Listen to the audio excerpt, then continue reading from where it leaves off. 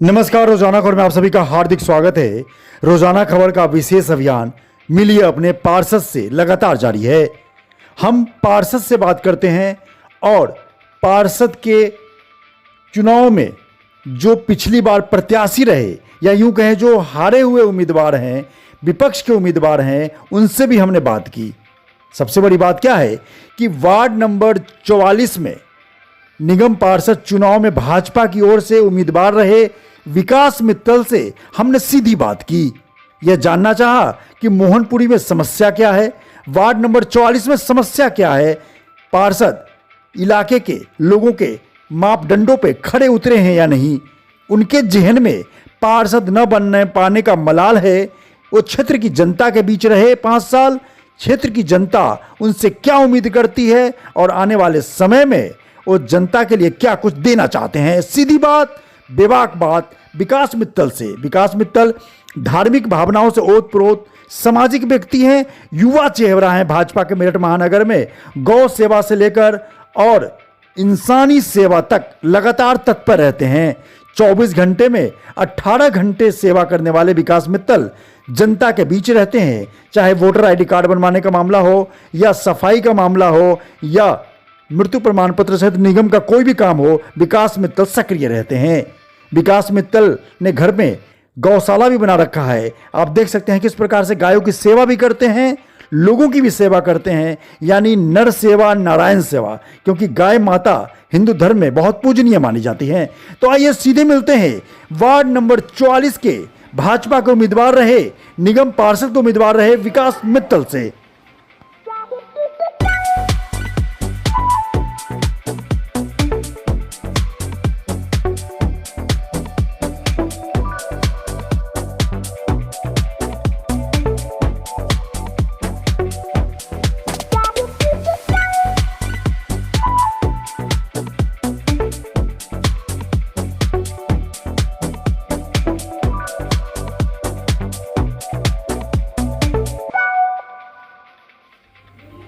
नमस्कार। रोजाना खबर में आप सभी का हार्दिक स्वागत है। मिलिए अपने पार्षद अभियान के तहत हम उन तमाम लोगों से आपको रूबरू करवाते हैं जो पार्षद हैं या पार्षद का चुनाव लड़ चुके हैं। तमाम चीजों को लेकर हम लगातार जन सरोकार के मुद्दे से आपको रूबरू करवाते हैं। सामाजिक ताने बाने को जोड़ते हुए, सामाजिक समस्या को जोड़ते हुए पब्लिक के तमाम मुद्दों को हम उठाते हैं जो आप चाहते हैं। लिहाजा आज इसी कड़ी में हम आ गए हैं Mohanpuri, new Mohanpuri ward number 44, जहां पे भाजपा के नेता हैं, युवा नेता हैं, चर्चित नेता हैं विकास मित्तल। और विकास मित्तल पिछले चुनाव में निगम पार्षद का चुनाव लड़े और कुछ वोटों से हार गए, लेकिन क्षेत्र का दामन इन्होंने नहीं छोड़ा। लगातार पब्लिक के बीच में रहे। निगम पार्षद के कार्यों को सिर्फ निगम पार्षद के भरोसे ना छोड़ के खुद उन्होंने अपने कंधे पे लिया। लगातार पब्लिक के बीच रहना, उनके समस्याओं को सुनना और नगर निगम में जाकर उसका समाधान करवाने का बीड़ा भी उठा रखा है। ऐसे ही विकास मित्तल से हम रूबरू होते हैं और आपको बताते हैं कि 5 सालों तक इनकी दिनचर्या कैसी रही, क्या एजेंडे में है और आगे के चुनाव रणनीति इनकी क्या है। नमस्कार विकास जी, कैसे हैं आप? मैं ठीक हूँ, बढ़िया हूँ। सबसे पहले बताइए कि जिस तरीके से आपका पारिवारिक बैकग्राउंड, व्यक्तिगत बैकग्राउंड जानने की कोशिश करता हूँ कि आप किस स्कूल से क्या पढ़ाई किए और मेरठ में कितने सालों से रह रहे हैं? मेरा जन्म सन 1989 में इसी घर में हुआ जहाँ मैं बैठा हूँ।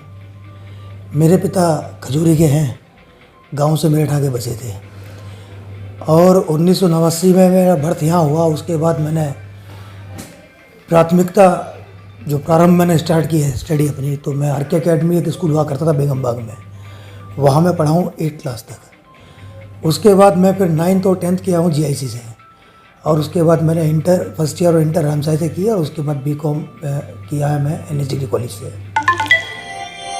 शिक्षा ग्रहण करने के साथ साथ क्षेत्र में पुरानी रुचि रही है राजनीति करने की। स्टूडेंट लाइफ में भी बहुत चुनाव लड़े हैं, कराए हैं, सब चीज़ सब लगा रहे हैं लगातार बीच में। सन 2017 में मन था कि नगर निगम का चुनाव मेंबर हम भी लड़े इस बार। अचानक से टिकट होना, जनता के बीच जाना, जनता के प्रति पूर्णतः विश्वास ना जमा पाना, इन कुछ मेरी कमियों के कारण मैं चुनाव हारा। मुझे लगभग 1800 वोट मिला मुझे क्षेत्र की जनता ने प्यार दिया, अपना आशीर्वाद दिया। मैं जिस दिन काउंटिंग चल रही थी कताई मिल में, और जब मैं वहाँ से हारने के बाद बाहर निकल रहा था, तो मुझे मेरे गुरु डॉक्टर लक्ष्मीकांत वाजपेयी जी मिले। उन्होंने मुझसे पूछा कि क्या हुआ भाई? तो मैंने उनको कहा कि मैं रह गया, मैं हार गया हूँ। उन्होंने मुझे कहा कि घर नहीं बैठ जाना, ये 1700-1800 लोग तुम्हें मिले हैं, इनका नेतृत्व तुम्हें करना है, और शाम से ही जनता के बीच। बड़ा मुश्किल था मेरे लिए उस वक्त उस बात को बर्दाश्त कर पाना, लेकिन मैंने अपने गुरु की बात मानी और मैं शाम को पब्लिक के बीच निकल गया। मुझे लोगों ने पूछा कि भैया कैसे हार गए, क्या रहा? वो सब बताया कि मेरी कमियां थी, तैयारियां नहीं थी मेरी, अचानक से मेरा टिकट हुआ, मुझे उम्मीद भी नहीं थी टिकट होने की मेरे। पार्टी ने विश्वास किया, मैं पार्टी के विश्वास पर खरा नहीं उतर पाया। मैं आगे फिर प्रयास करूँगा। इसी संकल्प को लेकर मैं 5 साल से जनता के बीच हूँ, जनता के बीच काम कर रहा हूँ और करता रहूँगा। बहुत बढ़िया, बेहद साफगोई के साथ। वाकई मैं लगातार इंटरव्यू ले रहा हूं मेरठ में, विधायक, पार्षद, मंत्री, तमाम पॉलिटिकल लीडर के इंटरव्यू ले रहा हूं, लेकिन वाकई विकास मित्तल को मैं सैल्यूट करूंगा रोजाना खबर की तरफ से कि बेहद साफगोई के साथ उन्होंने चीज़ों को स्वीकार किया कि मेरी कमियों की वजह से, हमारी कमियों की वजह से हम चुनाव हार बेशक गए, लेकिन हिम्मत नहीं हारे। 1800 लोगों का प्यार मिला, लगातार उनके साथ जुड़े रहे और अपने गुरु डॉक्टर लक्ष्मीकांत वाजपेयी के सिद्धांत पर चलते हुए लोगों के बीच रहे। बहुत अच्छी बात है। हारने वाला मन से हार जाए तो हार होती है, मन से जीत ही जीत होती है। सबसे पहले बताइए, मोहनपुरी का पूरा वार्ड जो है वो किन किन इलाकों को जोड़ के बना हुआ है? Ward number 44। हमारे यहाँ मोहनपुरी वार्ड 44, इसके अंतर्गत पुरानी Mohanpuri, new Mohanpuri, Shivpuri, Meerut mission compound, Hanumanpuri new और अपना विकास विहार, ये 5 क्षेत्र हैं जो मोहनपुरी वार्ड के अंदर हैं। लगभग 13,000 साढ़े 13,000 वोट इस वार्ड की हैं। अभी भी वोट बनने का सिलसिला जारी है। मैंने आज भी करीब 250 वोट इस वार्ड के अंदर बनवाई हैं। कुछ वोट कटी हुई हैं, 60-70 वोट कटी हैं, जो लोग इस दुनिया में हमें छोड़कर चले गए, उनकी वोट मैंने कटाई है। और इस वार्ड के अंदर सबसे बड़ी खासियत क्या है कि ये वार्ड काम करने वाले व्यक्ति को चाहता है, जो लोगों के बीच खड़ा होकर उनकी समस्या सुन सके, जो लोगों के काम कर सके, जिस पर लोग विश्वास कर सके, ऐसे लोगों की क्षेत्र को आवश्यकता है।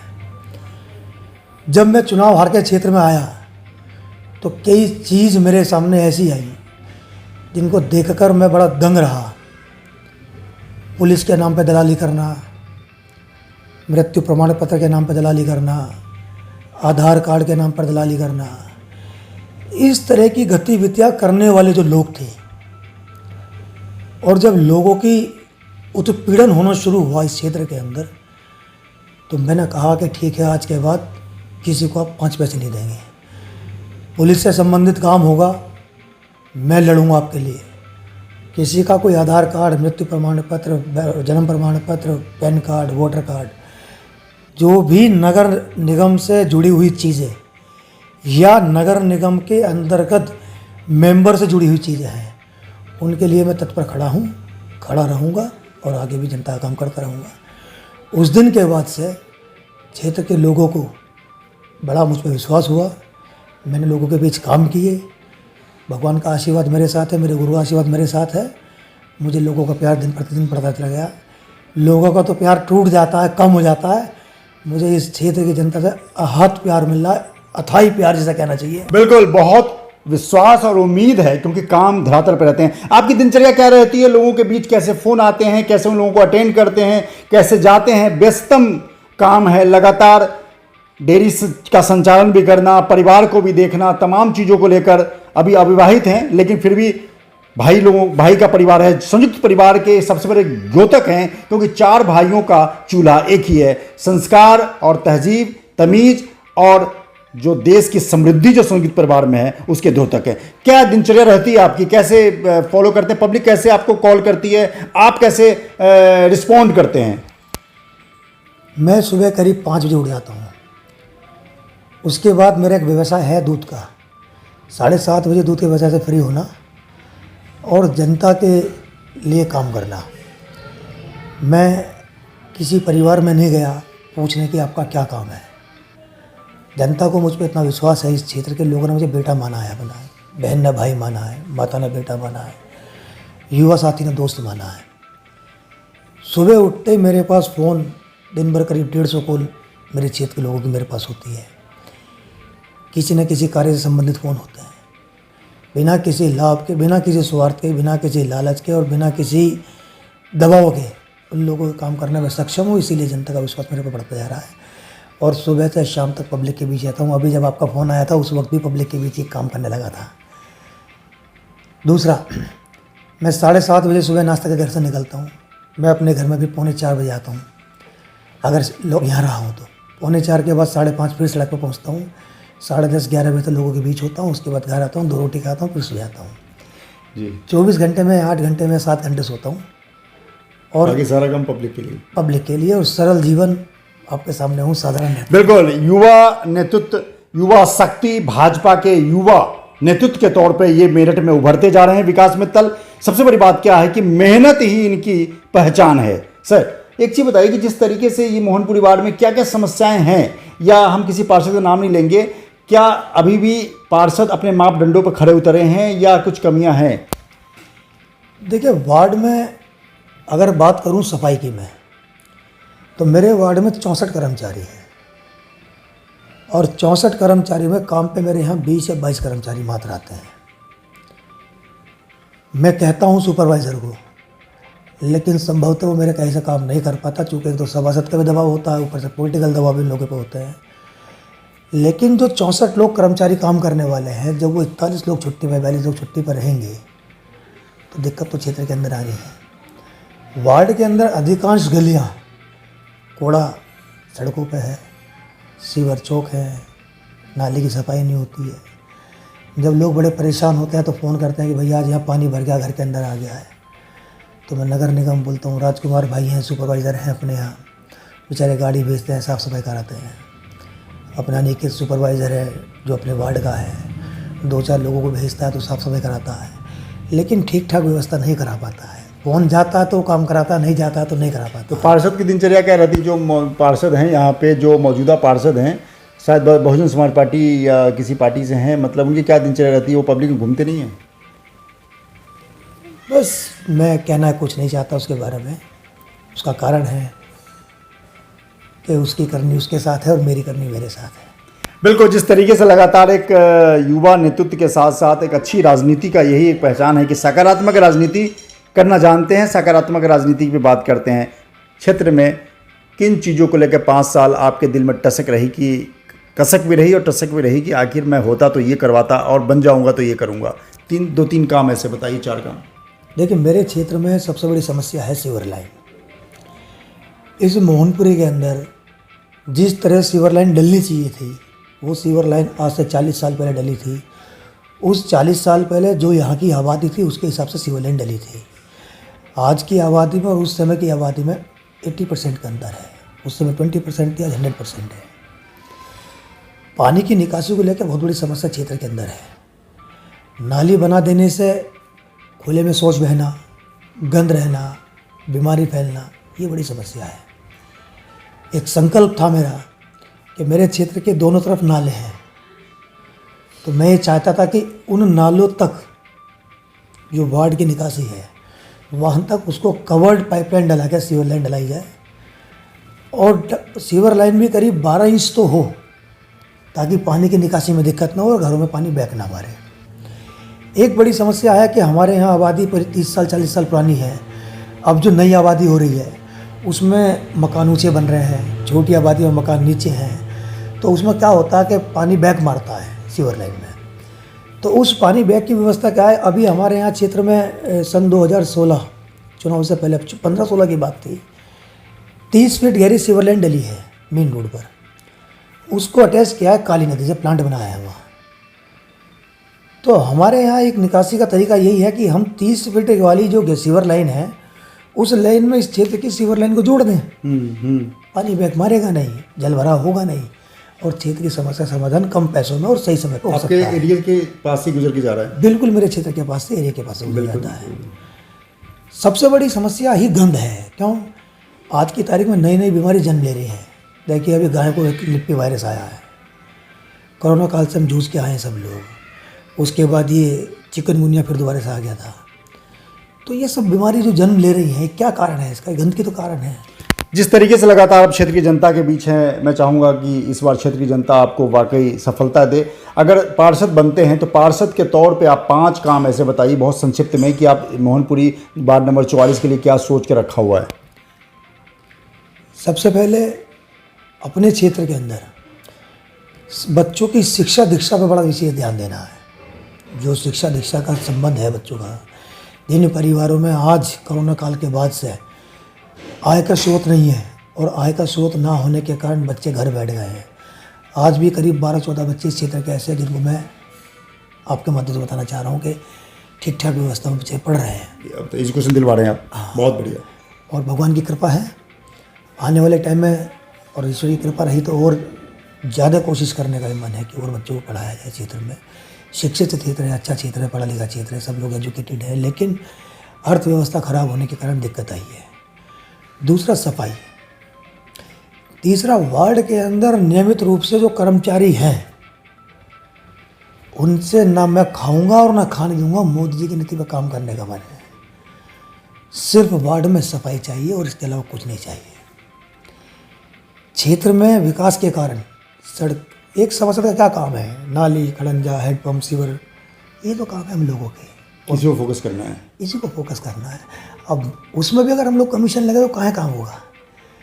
तो आज आपके माध्यम से बताना चाहता हूँ कि क्षेत्र के जनता के सामने किसी भी चीज़ की कसम खाने को तैयार हूँ कि अगर मुझे पार्टी ने विश्वास किया और मुझे टिकट दिया और चुनाव लड़ाया और जनता का प्यार मुझे मिला और मैं जीत के जनता के बीच आया तो एक पैसा ना खाऊंगा और ना किसी को खाने दूंगा।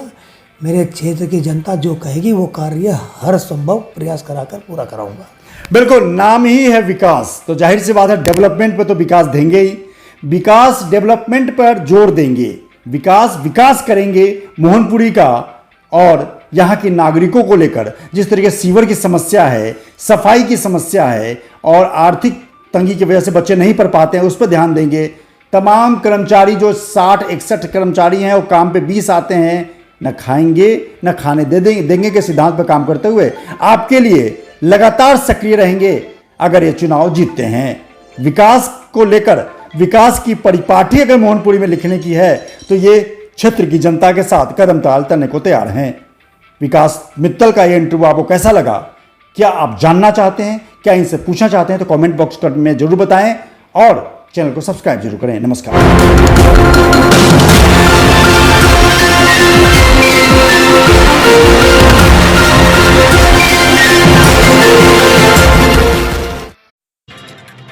नमस्कार। रोजाना